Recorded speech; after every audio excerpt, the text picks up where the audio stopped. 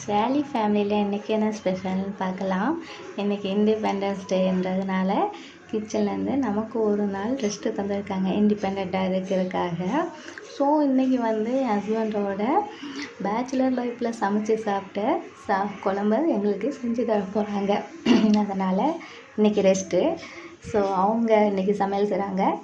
சாப்பிட்டு பார்க்கலாம். இந்த 78வது இண்டிபெண்டன்ஸ் டேயில் நான் தெரிஞ்சுக்கிட்ட ஒரு சின்ன விஷயம் உங்களுக்கு தெரியுமா தெரியாதான்னு கமெண்ட் பண்ணுங்கள். அதாவது சுதந்திர தின விழாவில் தேசிய கொடியை கம்பத்தில் மடித்து வச்சு மேலே ஏற்றி பறக்க விடுவோம். இது சுதந்திர தின விழா.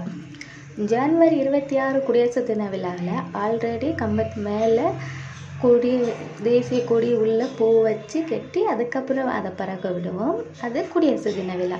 இந்த ரெண்டுக்கும் உள்ள வித்தியாசம் என்னன்னு பார்த்தோன்னா, வெள்ளைக்காரவங்க கொடியை கீழே இறக்கிட்டு நம்ம கொடியை மேலே ஏற்றுறது சுதந்திர தின விழா. மேலே ஏற்றின கொடி ஜனநாயகத்தில் குடியரசு பெறாமல் இருந்தது. அது ஜனவரி 26 குடியரசு பெற்றதால் நம்ம கட்டப்பட்டிருக்கிற அந்த கட்டு அவிழ்த்து பூ கீழே விழுந்து பட்டளி வீசி பறக்கும். இது ஜனவரி 26 குடியரசு தினால.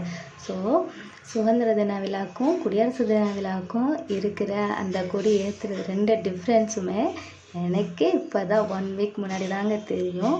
உங்களுக்கு தெரிஞ்சால் சொல்லுங்கள் சரியா. இப்படி தான் சின்ன சின்ன விஷயம்லாம் காலப்போக்கில் போக்கிக்கிட்டே இருக்கும் போது தான் தெரியுது. படிக்கிற காலத்தில் சாக்லேட்டுக்காக போயிட்டு வருவோம்.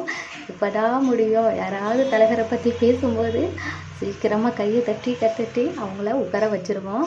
அப்படி இருந்த நாட்கள்லாம் கடந்து இனி தான் இப்போ தான் தெரியுது. நம்ம அப்போவுமே ஒழுங்காக கேட்டிருந்தா இப்போ அதுக்கு தெரிஞ்சிருக்காது. ஸோ குழம்பு ரெடி ஆயிடுச்சு. டேஸ்ட் பண்ணி பார்த்துலாம் நல்லா தாங்க இருந்துச்சு. சூப்பராக இருந்துச்சுங்க. எந்த குறையும் இல்லை. நல்லா செஞ்சுருந்தாங்க. நீங்களும் வாங்க சாப்பிட்டு பார்க்கலாம். தேங்க்யூ.